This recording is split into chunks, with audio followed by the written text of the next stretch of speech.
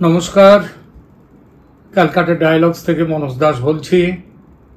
আমাদের আজকের প্রতিবেদন শ্রাবণ মাসে ভগবান শিবের জলাভিষেক যাত্রা এবং সেই যাত্রা নিয়ে দেশ জুড়ে যে ধুন্ধুমার শুরু হয়েছে সেই বিষয়ে। তবে প্রতিবেদনে যাওয়ার আগে শ্রোতা ও দর্শক বন্ধুদের কাছে অনুরোধ করছি যে যদি আমাদের চ্যানেলকে এখনো সাবস্ক্রাইব না করে থাকেন তবে সেটা করুন এবং তারপর শুনুন আমাদের প্রতিবেদন, লাইক দিন, কমেন্ট করুন এবং পরিচিত জনদের মধ্যে এই লিংক শেয়ার করবেন। আজ 22শে জুলাই, বাংলা মাসের হিসেবে 7ই শ্রাবণ। শ্রাবণ মাস জুড়ে হিন্দু শিব ভক্তরা সারা দেশের প্রসিদ্ধ শিব মন্দিরগুলিতে গিয়ে শিবলিঙ্গকে জল দিয়ে স্নান করায়। এর নাম জলাভিষেক। বাংলায় হাজার হাজার শিব ভক্ত সন্ন্যাসী গঙ্গা থেকে কলস ভর্তি জল নিয়ে বাঁকে করে চলে যান তারকেশ্বরের শিব মন্দিরে। সেই জল সেখানে গিয়ে ঢালেন শিবের মাথায়। তারকেশ্বর ছাড়া আরও বেশ কিছু বড় বড় শিব মন্দিরের নামও এই প্রসঙ্গে উঠে আসে। যেমন উত্তর 24 পরগনার হাবড়ার কাছে জলেশ্বর যে শিব মন্দির আছে সেটাও ক্রমশ কিন্তু সেখানেও এই শ্রাবণে ভিড় বাড়ছে জলাভিষেকে। শিবলিঙ্গকে এভাবে স্নান করাতে যাওয়াকে চলতি ভাষায় বলে শিবের মাথায় জল ঢালতে যাওয়া।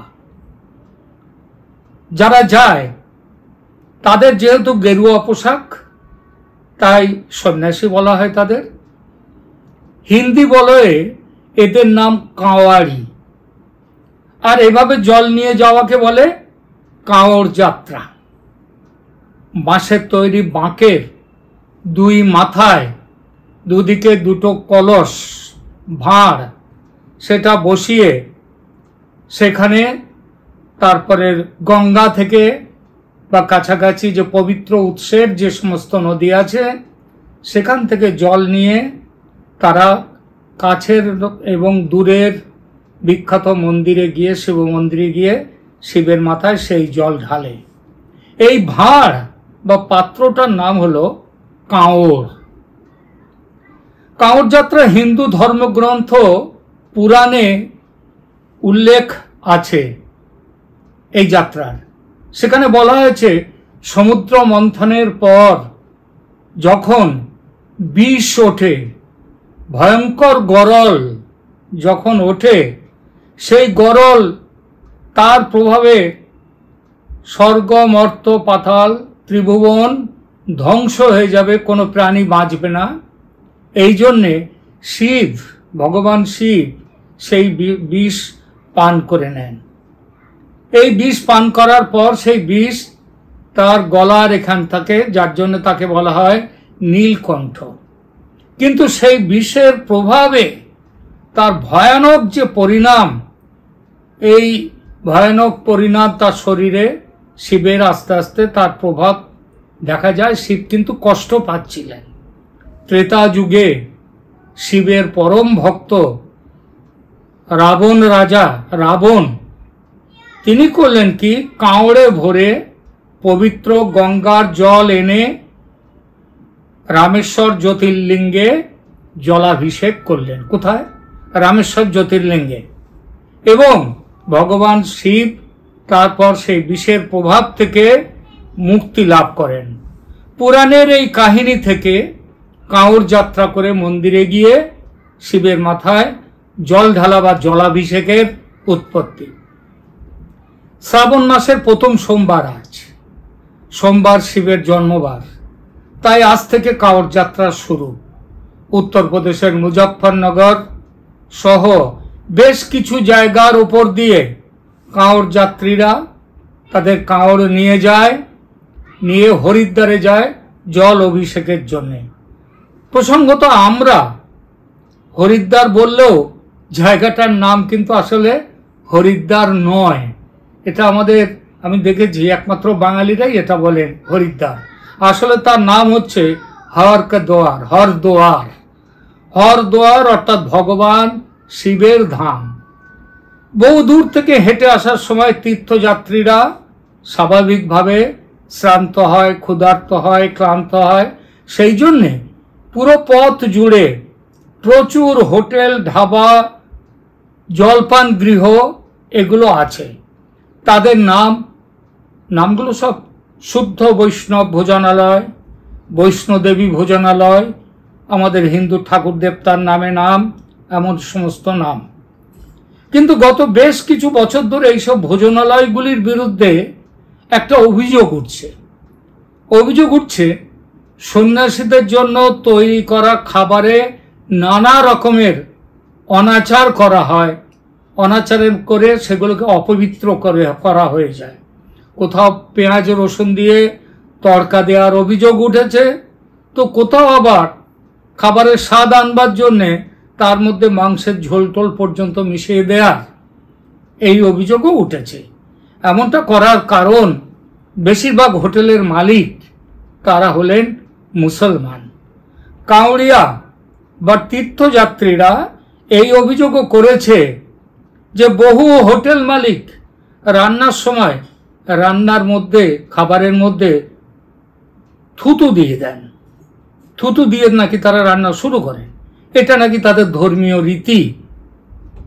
কোরআনে এমন কথা বলা আছে শুনিনি কখনো। শরিয়াতে কোথাও এমন নির্দেশ আছে সেটাও জানি না। এক বন্ধু বললেন শয়তানের নজর যাতে না পড়ে খাবারে, তার জন্যে এইরকম কিছু করা হতে পারে। জানি না সেটা তারাই জানেন যারা এই থুতু দেন, আর জানে ভগবান। বাংলায় যারা তারকেশ্বরে যায় বাবার মাথায় জল ঢালতে, কতটা শুদ্ধাচারে থাকে তারা, তা নিয়ে বিলক্ষণ সন্দেহ অনেকেরই থাকে। কিন্তু উত্তরপ্রদেশে দীর্ঘদিন থাকার সুবাদে যেটা দেখেছি সেটা হচ্ছে কাওয়াড়িরা সত্যিই কিন্তু অত্যন্ত শুদ্ধাচারে থাকে। সে ব্যাপারটি আমি আমার ব্যক্তিগত অভিজ্ঞতায় কিছুটা জানি। মুসলমান হোটেলওয়ালাদের এইসব কাজকর্ম নিয়ে তাই নানান সময়ে নানান হাঙ্গামা হয়েছে কাওয়াড়িদের সঙ্গে। এখানে যেহেতু সব হোটেলের সাইনবোর্ডে লেখা থাকে শুদ্ধ বৈষ্ণব ভোজনালয়, সেই জন্যে কোনটার মালিক হিন্দু আর কোনটার মালিক মুসলমান সেটা বোঝা যায় না। এই সমস্যা দূর করার জন্যে এবং কাওয়াড়িদের সাথে গোলমালের ফলে যাতে শান্তি শৃঙ্খলা ভঙ্গ না হয়, তার জন্য উত্তরপ্রদেশের মুখ্যমন্ত্রী যোগী আদিত্যনাথ সেই সম্প্রতি তার পুলিশ একটা নির্দেশ জারি করেছে। যেমন মুজফ্ফরপুর, যেখানে কাওড় যাত্রাটা খুব বেশি হয়, মানে ওই মুজফ্ফরপুরের রাস্তা দিয়ে হরিদ্বার যেতে হয় তারা সেখানটায়, সেই জন্য ওই দীর্ঘ পথে প্রচুর হোটেল থাকে। এই হোটেলের নামের সঙ্গে হোটেল মালিকের নামও বড় বড় করে লিখতে হবে, এই নির্দেশ দিয়েছেন উত্তরপ্রদেশ পুলিশের। সব জায়গায় এখনো দেননি, কিন্তু মুজফ্ফরপুরের পুলিশ সুপার এই নির্দেশ দিয়েছেন। অবশ্যই সেটা সেখানকার মুখ্যমন্ত্রী কিংবা সেখানকার সরকারের নির্দেশে। এবং বলা হচ্ছে, এবং এইটা দেওয়ার পর থেকেই শুরু হয়ে যাচ্ছে, এটা হচ্ছে যোগী সরকারের মুসলমানদের বিরুদ্ধে নয়া ফরমান। বিরোধিতা শুরু হয়ে গেছে। এই বিরোধিতা যে শুধু কংগ্রেস ও তার ইন্ডিয়ার সঙ্গীরা করছে তা নয়, এনডিএ জোটের মধ্যে থেকেও এর প্রতিবাদ উঠে আসছে। নীতিশ কুমার, চিরাগ পাসওয়ান, জয়ন্ত চৌধুরী, এরা তো এনডিএর সাথে আছে। জয়ন্ত চৌধুরী তো কেন্দ্রের মন্ত্রী, আমাদের চিরাগ পাসওয়ান কেন্দ্রের মন্ত্রী, তারা কিন্তু বিরোধ করেছেন, বলেছেন এটা করা উচিত হয়নি। এমনকি বিজেপির নিজের দলের মুক্তার আব্বাস নকভি পর্যন্ত এর সমালোচনা করেছেন। যোগী সরকারের আদেশের বিরোধিতা করেছে। এরা ছাড়াও মায়াবতীর বিএসপি করেছে, অল ইন্ডিয়া মজলিস ইত্তেহাদুল মুসলিমিন, অর্থাৎ যেটাকে আমরা বলি মিম, সংক্ষেপে বলি AIMIM, আসাদুদ্দিন ওয়াইসি যার নেতা, তারা সমালোচনা করেছেন। জামায়াত উলিয়ায়ে হিন্দ, তারা সমালোচনা করেছে। জমিয়তের যে স্টেট চিফ, যিনি প্রধান, মৌলানা কারি জাকির, তিনি বলেছেন BJP is deliberately trying to create tension. Asaduddin Owaisi তো এই আদেশটাকে সমালোচনা করে বলেছেন যোগীর মধ্যে নাকি হিটলারের ভূত দেখা যাচ্ছে। একই তুলনা করেছে অদ্ভুতভাবে সিপিএমও যোগীর সাথে হিটলারের তুলনা। যোগীর সব কথা, এটা করা হয়েছে টু প্রিজার্ভ দ্য স্যাংটিটি, পবিত্রতা রক্ষার করবার জন্য। কার পবিত্রতা?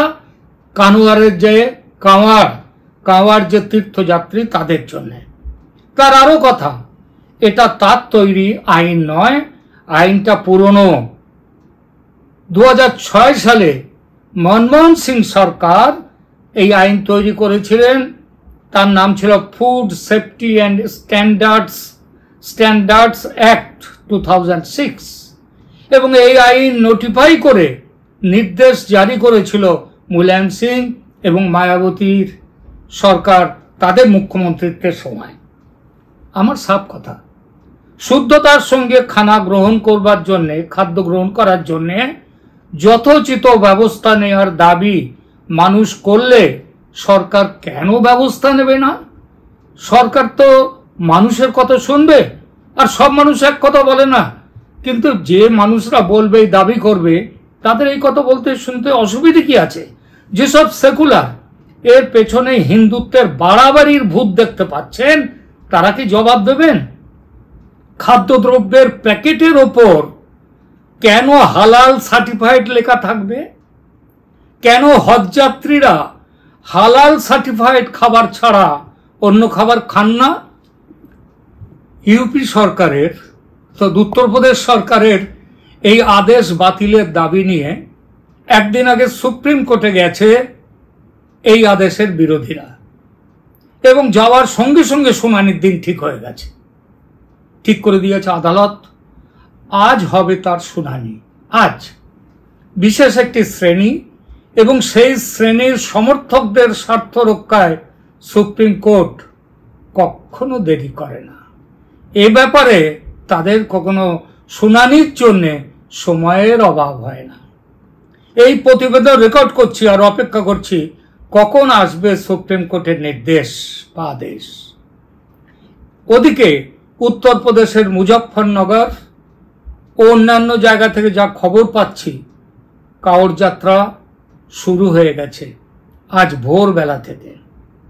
কাঁওয়াড়িরা এগিয়ে চলেছে মুজফ্ফরনগরের রাস্তা দিয়ে। হোটেল ইটারির সামনে নাম ফলক বড় বড় করে ইতিমধ্যেই লেখা হয়ে গেছে, টানানো হয়ে গেছে।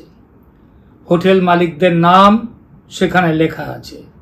নাম দেখে শুনে তারপর কাঁওয়াড়িরা খাবার খেতে যাচ্ছে। বহু হিন্দু যুবক চলমান খাবারের স্টল নিয়ে হাজির হয়েছে রাস্তায়। তাদের স্টলেও কিন্তু অসম্ভব ভিড়। মুসলমানরা বিজেপিকে শিক্ষা দিতে চেয়েছে, পাল্টা শিক্ষা কিন্তু পাচ্ছেও তারা। দেখা যাক সরকারি আদেশে স্টে দেয় কিনা সুপ্রিম কোর্ট। যদি দেয় তাহলে কি রক্ষা পাবে এই বৈষ্ণব ভোজনালয়ের মালিক, যেমন মোহাম্মদ আরিফ খান, মোহাম্মদ হানিফ, এটা বৈষ্ণোদেবী ভোজনালয়ের মালিক মোহাম্মদ আসলাম, এরা কি তখনও কি এদের এখানে মানুষ, অন্তত কাঁওয়াড়িরা যাবে? এই দেখুন, যা বলছিলাম, বলতে বলতে এসে গেছে সুপ্রিম আদেশ। ইউপি সরকারের আদেশে, অর্থাৎ নাম ফলক লেখার জন্য যে আদেশ দিয়েছিল ইউপি সরকার, সেই আদেশে স্থগিতাদেশ দিয়েছে, স্টে দিয়েছে সুপ্রিম কোর্ট। অর্থাৎ এই নাম ফলক বড় বড় করে লেখার দরকার নেই। কিন্তু লেখা তো ইতিমধ্যেই হয়ে গেছে। তারা ব্যবসা করতে নেমেছে যারা, তারা ওটা ব্যবসার জন্য যতজন আসুন, এই জন্যই তারা দিয়েছেন। তবে হ্যাঁ, সুপ্রিম কোর্টের এই আদেশ ইন্টারিম, এটা হচ্ছে ইন্টারিম স্টে। এ ব্যাপারে পরবর্তী শুনানি হবে 26শে জুলাই। দেখা যাক কোথাকার জল কোথায় গড়ায়। তবে মনে রাখতে হবে, যেসব খাবারের ওপরে হালাল সার্টিফাইড, সেই হালাল সার্টিফাইড খাবারের প্রসঙ্গও কিন্তু এরপরে চলে আসবে। উত্তরপ্রদেশে ইতিমধ্যেই এসে গেছে। উত্তরপ্রদেশ সরকার এই ব্যাপারে হালাল সার্টিফাইড লেখার ব্যাপারে বেশ কিছু নিষেধাজ্ঞাও জারি করে দিয়েছে।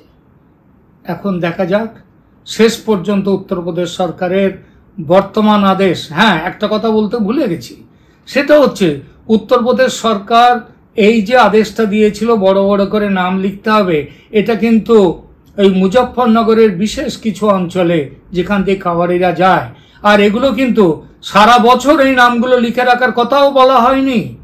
বলা হয়েছিল তীর্থযাত্রীরা যে সময়টুকুতে এই শ্রাবণ মাস এই সময়ে যে যাচ্ছেন সেই সময়টুকুর জন্য এই আদেশটা বলবৎ থাকবে। কিন্তু সেইটুকুও পছন্দ হয়নি এদের, কারণ হিন্দুর যে কি বলবো, তাদের যে ধর্মীয় আচার, তার সেগুলো রক্ষা করবার জন্যে কারোর কোনো মাথা ব্যথা নেই। আজ এই পর্যন্ত, ধন্যবাদ।